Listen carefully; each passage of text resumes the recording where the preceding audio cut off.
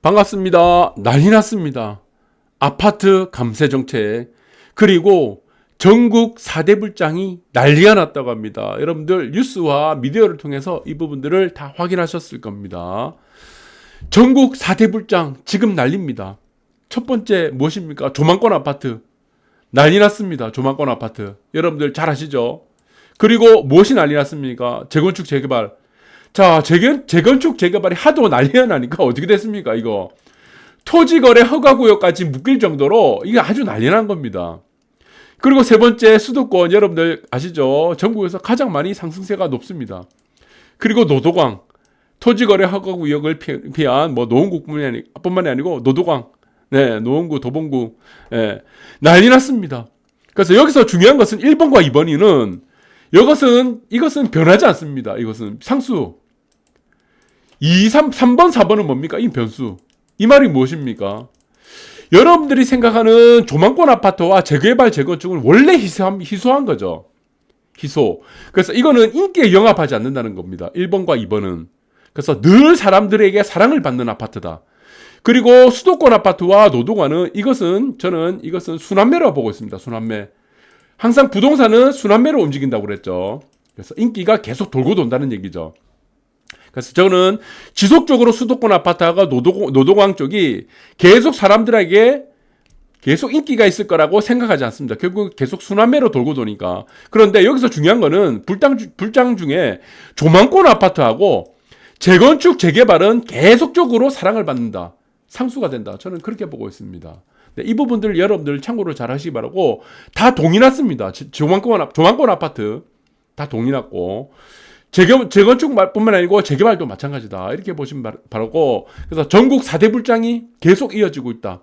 그래서 3번 수도권, 4번 노동왕은 변할 수 있는 불장에서 또 바턴을 이어받을 다른 곳이 바턴을 이어받을 가능성이 굉장히 크다. 이렇게 보시면 되고, 그리고 저는 어딥니까? 지금 세종, 이 부분들을 계속 제가 언급해드렸어요. 세종만 하락한다고 그랬죠. 보시면 바라면 지금 파란색이 굵은, 지금 진한 파란색이 전국이고, 밑에 보시면은 세종이 연한 파란색이, 네, 밑에 하락률을 보이는 게 세종입니다. 그래서 이 부분을 여러분들 얘기하니까, 미풍이 좀 이상한 얘기를 한다는 거예요. 다 전부 다. 말이 안 된다는 거예요. 말이. 황당하다. 왜 세종이 내려가냐. 여러분들 제 방송 즐겨 듣는 분들은 잘 아실 겁니다. 저는 세종 아파트는 세종 쪽 상당 부분입니다. 상당 기간을, 네, 다른 아파트에 비해서 수익률이 안 나온 가능성이 굉장히 큽니다. 이 부분들. 그래서 제가 세종에 대한 얘기를 언급을 했을 때 몇 차례를 했죠. 세종을 조심하라 그랬죠. 가급적이면 빠져나오는 게 좋다고 말씀드렸습니다. 결국 어떻게 됐습니까? 현실화됐습니다. 이렇게 보시기 바라고. 그리고 자, 여러분들 보시면은 광진구의 광장동 이 부분들을 제가 말씀드렸습니다. 광장동. 그래서 이거는 제가 특집으로 해가지고 워커힐 아파트, 네, 이 부분을 제가 말씀드렸죠. 그래서 애매하면요, 무조건 조망권으로 가세요. 한강변. 네, 해안라인하고 한강변. 왜? 이것이 무엇입니까? 희소하기 때문에. 그래서 이 부분을 말씀드렸는데 결국 어떻게 됐습니까? 5개월 동안 제가 말씀드리고 난 이후 5개월 동안 3억 공축했습니다. 리틀 대치동이 된다고 합니다. 리틀 대치동. 그래서 한강변, 교통, 교육, 상박자를 고루 갖추고 있다라는 부분들이 어디냐? 광장동. 여기 있다. 광장동. 집값 들성. 이 부분은 제가 미리 말씀드렸습니다. 여러분들. 그래서 이 부분도 좀 황당하다. 이렇게 얘기하시는 분들 많은데 크게 여러분들이 뭐 의아해하거나, 네, 다른 의견을 제시하는 분들은 많이 없었습니다. 광장동에 대해서 그렇게 관심이 없었던 것 같아요. 그리고 세금에 대해서 가장 제가 방송을 하면서 여러분들한테 가장 황당하다는 얘기를 가장 많이 들었을 때가 이 부분입니다.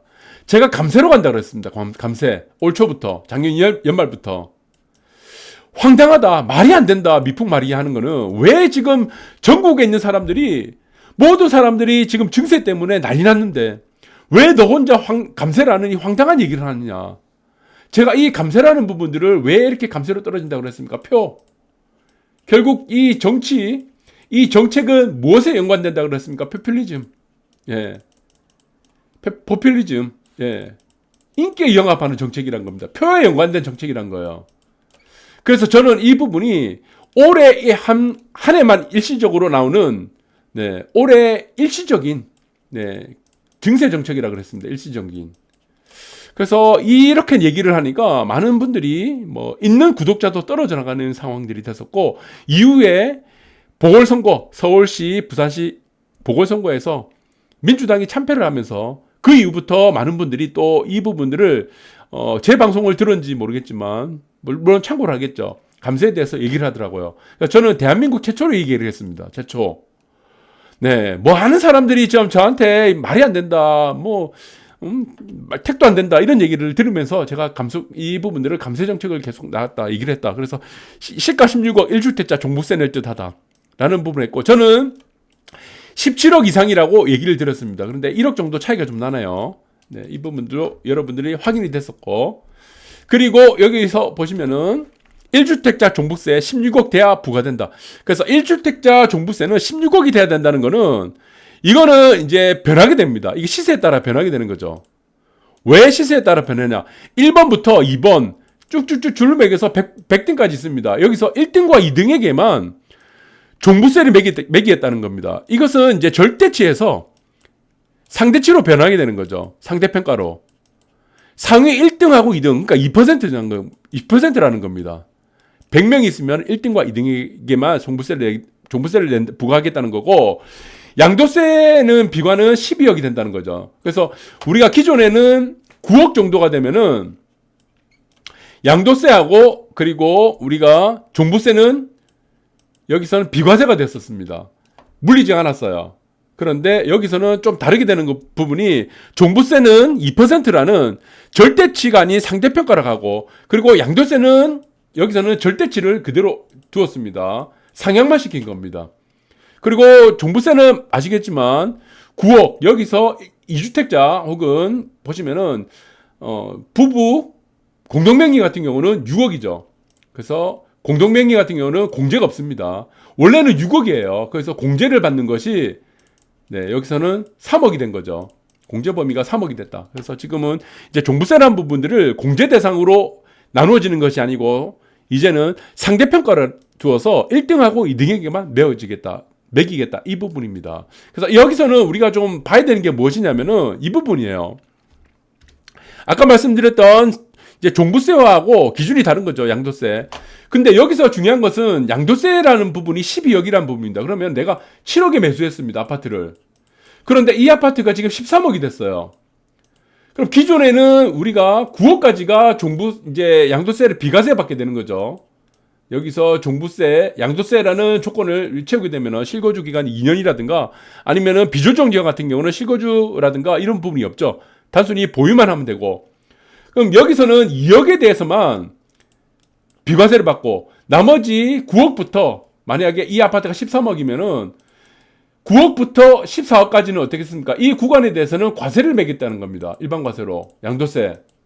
그런데 이 아파트가 지금 13억이 됐어요. 7억에서 13억이 됐으면 어떻게 됩니까? 12억까지는 우리가 비과세가 되니까 1억에 대해서만 양도세를 매게 된다는 겁니다. 그러면 지금 상황에서 아파트가 9억 이하에서 매수했던 분들은 지금 이것을 입법이 추진되고 난 이후에 매매를 하는 게 낫죠. 여기서 우리가 실효가 되고 난 이후에 되면은 당장 여기서는 적용을 시킨다고 합니다. 그러면은 당장 적용이 되니까 이 적용 기준을 이후에 매매를 하는 것이 절세를 하는 기준이 되는 겁니다. 이 부분들을 여러분들이 참고해 주시기 바라고, 그리고 해당 구간만이 지금 상향이 됐기 때문에 쓸데없이 지금 매매를 해가지고 과세를 할 필요가 없다. 양도세를 과세를 할 필요 없다. 이 부분들을 여러분들이 참고를 해 주시기 바랍니다. 그리고 주택 공급 폭탄 약속에도 1년 반새 최고 상승률 나타냈습니다. 왜 최고 상승률을 나타냈습니까? 여기서 약속이라는 부분이 있습니다. 약속이란 것이 무엇입니까? 지킬 수 있다는 것이 보장이 되어야 되는 것이 약속이죠. 그런데 지금 당정에서 얘기하는 공급이 무엇입니까? 현실성이 없다는 겁니다. 현실성이. 사람들이 믿질 않아요. 제가 봐도 이거는 안 나옵니다. 공급이. 나올 수가 있는 공급 대책이 아니에요. 여러분들이 아시잖아요. 보상률이 지금 전체 보상률이 9%밖에 안 됐습니다. 이거 10년 가도 안 됩니다. 10년 가도. 여러분들 상기 신도시는 뭐 사전 청약 아무리 해봐야 의미 없어요. 이 10년 가도 삽질 못합니다. 여러분들 그렇게 보시기 바라고. 그래서 지금 수도권이 왜 올라갑니까? 수도권에 공급 폭탄 터진다는데 이유가 다 있는 겁니다. 치솟는 미국 집값에 지옥의 집 흉가도 지금 60만 달러에 팔리고 있다는 겁니다. 지금 왜 그랬습니까? 공급이죠, 공급. 공급 사태가 불러왔습니다. 왜 공급 사태가 불러왔습니까? 패러다임이 변했습니다. 어떤 패러다임이 변했습니까?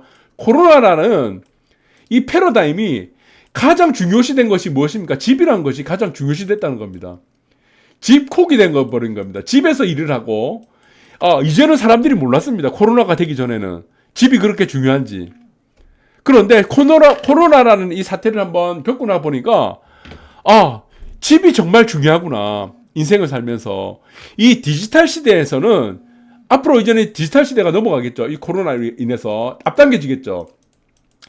느끼기 시작했다. 절실하게 느껴졌다는 것이 무엇입니까? 이 디지털 시대에서는 가장 중요한 게 디지털이라는 제품이 중요한 것이 아니라 이 디지털 시대에서 환경을 맞춰주는 집이 가장 중요하다는 걸 이제 느꼈다는 겁니다. 그래서 미국 같은 경우는 공급이 너무 부족해요. 공급이. 대한민국도 마찬가지예요. 세대수는 계속 증가하는데 공급은 나오지 않다는 겁니다. 자, 집이란 것이 빵이 아니라는 거죠. 이게 글로벌적으로 마찬가지입니다. 이렇게 보시기 바라고. 그리고 지금 서울도 마찬가지입니다. 서울의 적정 물량이 얼만큼입니까? 48,000가구입니다. 1년에. 적정 가구가 48,000가구 나가야 되는데 지금 서울 인구는 계속 줄어들죠. 그리고 대한민국 인구는 2021년부터 줄어듭니다. 그런데 대한민국 인구 감소가 나타내는 집값의 영향은요. 다음 세대 문제예요. 다음 세대. 지금 세대하고는 영원히 지금 세대는 연관이 없어요. 최소 50년 이후의 문제입니다. 그 50년 이후에 인구가 증가할지 내려갈지는 모른다는 문제입니다. 알 수가 없는 거죠. 지금 당장에 나타나는 인구 감소도 올해부터 시작되는 인구 감소도 50년 후에 나타나는데 근데 여기서 문제가 되는 게 있습니다. 서울엔 인구 감소 계속되죠. 그런데 이 인구 감소 폭에 비해서 세대수 증가가 더 크다는 겁니다. 세대수 증가가. 그래서 집이 어떻습니까? 공급이 계속 부족하다는 거죠. 그 공급으로 매년 어떻게 해줘야 됩니까? 매년 48,000 가구 이상 만들어줘야 돼요. 그런데 보시니까 2020년을 보시면은 37,000 가구, 48,000 가구 미달됐고 2021년 올해 18,800가구 2022년 보시기 바랍니다. 12,800가구. 자, 여기서 2022년부터 2024년을 보시기 바랍니다. 이 공급 부족 사태가 어마어마하게 나타납니다. 이 공급 부족 사태는 언제까지 끌고 가냐면은 2030년까지 끌고 갑니다. 집값이 내릴 수 있는 구조가 아니에요. 여러분들, 수요는 정체된 상태에서 공급이 늘어났을 때는 집값이 하락을 하죠. 아니면은 공급이 정체된 상태에서 우리가 그래프를 항상 봤죠. DS 곡선.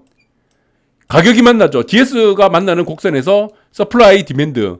디맨드는 수요. 공급은 S, 서플라이.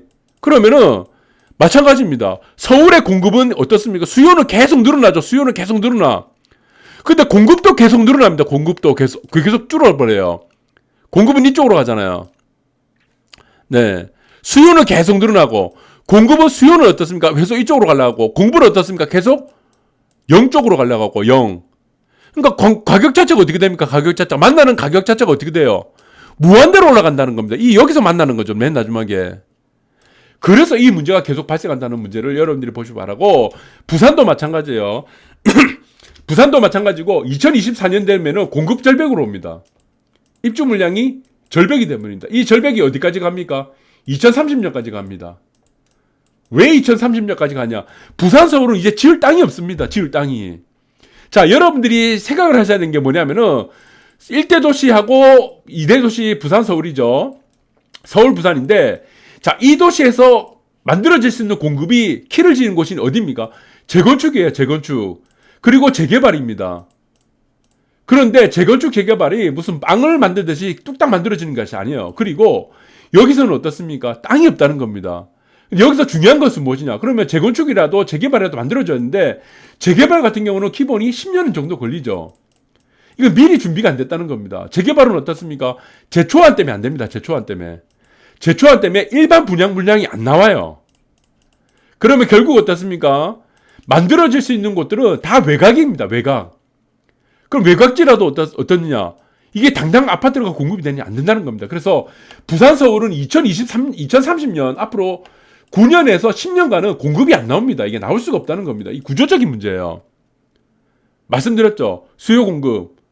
수요는 계속 늘어나. 1인 가구들이 늘어나고, 그리고 소규모 가구들이 계속 늘어납니다. 인구는 감소해도. 그 가구 세대 수들이 늘어나는 폭이 워낙 크기 때문에, 여기서 아무리 인구 감소를 논하고, 아무리, 그리고 무슨 빠져나간다, 도시를 빠져나간다는 논리를 아무리 대봐야 의미가 없다는 겁니다. 결국은 어떻습니까? DS 곡선이 만나는 곳들은 계속 올라간다는 거죠. 계속 올라간다는 겁니다. 그래서 이 부분들이 여러분들이 참고로 잘 하시기 바라고, 여기서 가장 큰 문제는 무엇이냐? 네, 난리가 났죠. 전부 다.